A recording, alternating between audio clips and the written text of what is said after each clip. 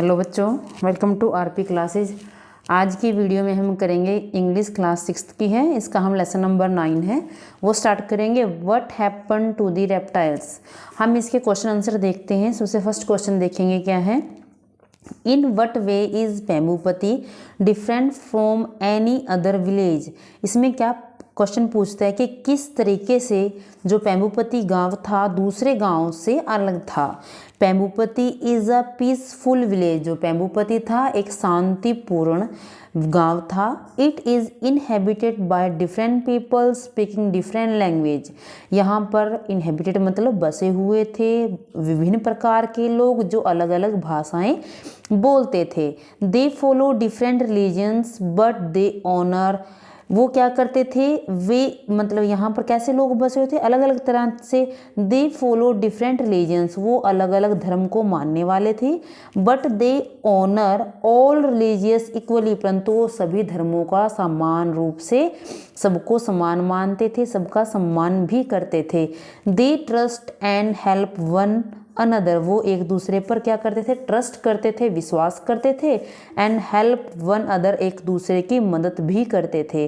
They are kind and hospitable, वो दयालु भी थे साथ में अतिथि सत्कार करने वाले भी थे। All this makes Pembupati different from any other village. ये सब कुछ पेम्बूपति को दूसरे गांव से अलग बताता है या अलग बनाता है।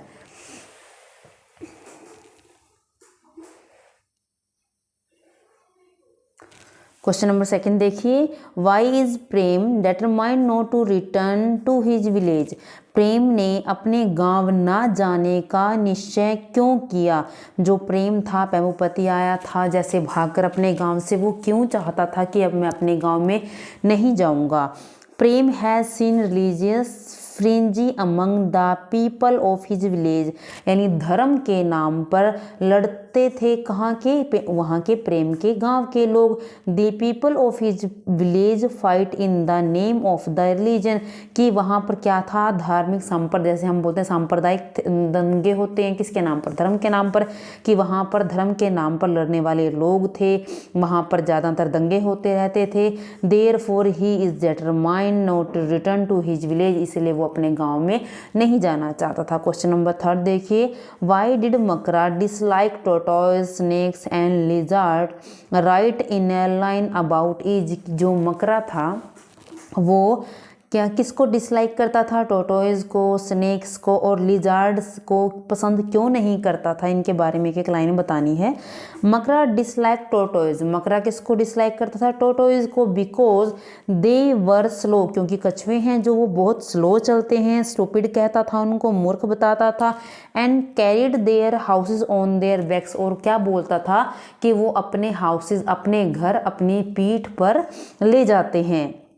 फिर आगे कौन था, ही डिसलाइक स्नेक्स, वो किससे, स्नेक्स से को भी पसंद नहीं करता था, क्यों भी, because they were slimy and worried creatures, वो क्या थे, वो भी बहुत गंदगी में रहने वाले थे और बहुत यानी डरावने प्राणी थे, ऐसा उनको बोलता था। ही डिसलाइक्ड लिजार्ड्स, वो लिजार्ड से भी नफरत करता था, बिकॉज दे हैड स्ट्रेंज, क्योंकि वो एक विचित्र प्राणी थे, स्ट्रेंज हैबिट्स थी, विचित्र आदतें थी उनके अंदर। And some of them changed colour every minute, और हर क्षण अपना रंग बदलने वाली थी, इसलिए मकरा उन सब से घृणा करता था। Question number 4। What went wrong when the tortoise, snake and lizard left the forest? क्योंकि जब उनसे मकर था, मकरा वहाँ का किंग बना हुआ था, उनसे घृणा करता था, तो उसने क्या किया था कि वो वहाँ से भगा दिए थे, उस जंगल से भगा दिए थे सब। तो उन सब के जाने के बाद क्या हुआ, to begin with the jungle was full of a strange smell, उनके जाने के बाद जंगल में बहुत गंदी जो स्मेल थी वो आने लगी। द स्मेल ऑफ रूट, किस चीज़ की स्मेल थी, जो वहाँ गला सड़ा, पत्ते जड़े, उनकी स्मेल थी। No one was left to eat rats, कोई भी अब चूहों को खाने वाला नहीं रहा। So they become bold and took over the forest, इसलिए वो अब क्या हो गए थे, बहुत बड़े हो चुके थे और बलशाली हो चुके थे, अधिकार कर लिया फॉरेस्ट, जंगल के ऊपर पूरा आधिपत्य छा गया चूहों का। They even at the eggs of crocodile, यहाँ तक कि वो क्रोकोडाइल के अंडे भी खा जाते थे। फ्रॉग्स आल्सो बिकम न्यूसेंस, जो फ्रॉग्स थे, मेंढक थे, वो भी क्या बदतमीजियाँ लग गए थे करने। Thus all kinds of awful things began to happen in the forest, यानी जो फॉरेस्ट था सभी के सभी जो बहुत अजीब अजीब अब घटनाएं वहाँ पर घटने लगी थी। रीजन क्या था? क्योंकि वो लोग जो कि एक श्रृंखला बनाते हैं, जो वहाँ जंगल में रहने वाले थे, उन्होंने टोटोइज को, स्नेक्स को, लिजर्ड को वहाँ से निकाल दिया था, इसलिए इस टाइप की प्रॉब्लम सब जंगल में होने लगी, अलग अलग प्रकार की घटनाएं घटने लगी। क्वेश्चन नंबर 5 देखिए, why do you think Prem wants to tell the story of the reptiles to the people of his village. आप क्यों चाहते हो कि रेप्टाइल्स की जो स्टोरी है वो अपने गांव में प्रेम बताए?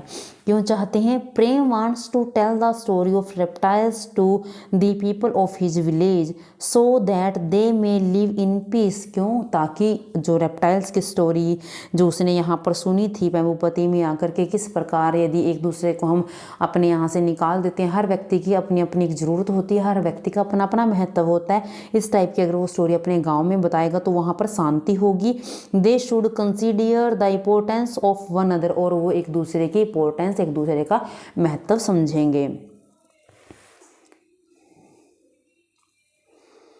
Do you agree that it is difficult not to go along with someone who is very strong and powerful? आप क्या इस मत से सहमत हो कि जो बहुत पावरफुल होता है, जिसके पास बहुत पावर होती है, कि हम उसका विरोध नहीं कर सकते या हमें उसके साथ चलना पड़ता है, चाहे वो सही है चाहे वो गलत है। Express your views frankly and clearly, अपने व्यूज़ बताने हैं फ्रेंकली और क्लियरली। तो क्या व्यूज़ हैं, क्या आपके क्या व्यू हो सकते हैं कि यदि कोई आप शक्तिशाली है, बहुत रिच व्यक्ति है, तो आप उसका चाहे वो सही है चाहे वो गलत है, तो क्या जो वो बोलता है हमें उसका साथ देना चाहिए, उसकी हाँ में हाँ मिलाना चाहिए? तो हम क्या इसका आंसर बनेगा? No I do not agree with the view. हम उसके व्यू से, हम इस व्यू से सहमत नहीं हैं, या मैं इस व्यू से असहमत हूँ। The powerful can be fool other for some time, जो पावरफुल व्यक्ति है, जो शक्तिशाली व्यक्ति है, कुछ समय के लिए दूसरों को मूर्ख बना सकता है। But they can not do so for all the times, परंतु हर समय वो ऐसा नहीं कर पाएगा। The powerful is one where's the weak are many, जो पावरफुल व्यक्ति है वो कितने हैं? वो तो अकेला है, एक है, लेकिन जो वीक लोग हैं, जो कमज़ोर लोग हैं, वो तो संख्या में बहुत ज़्यादा हैं। व्हेन द वीक गेन करेज, जब वीक लोग, कमज़ोर लोग साहस दिखाते हैं, अपने लिए खड़े होते हैं, the power of the strong slips away, तो जो पावर है स्ट्रॉन्ग की, यानी शक्तिशाली व्यक्ति की पावर है, वो कहीं दूर भाग जाती है। एक इसका लास्ट क्वेश्चन रह जाता है, उसको भी देख लेते हैं क्या दिया हुआ है। If you were a baby crocodile, यदि आप एक बेबी क्रोकोडाइल हो, would you tell Makara that he was wrong, क्या आप मकर को बोल सकते थे कि वो गलत है?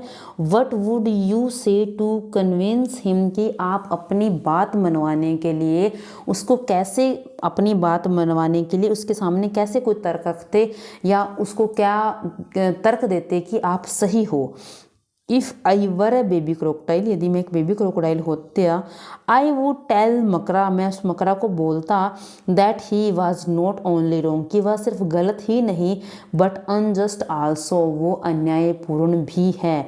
A powerful man should treat all as equals, एक पावरफुल व्यक्ति को सबके साथ समान व्यवहार करना चाहिए। He should not distinguish between them, उसको किसी में भी भेदभाव नहीं करना चाहिए। मैं ऐसा बोलती यदि मैं क्या होता, यदि मैं होता एक बेबी क्रोकोडाइल, साहस करता उसके सामने बोलने का, ऐसा इसमें कहा गया है।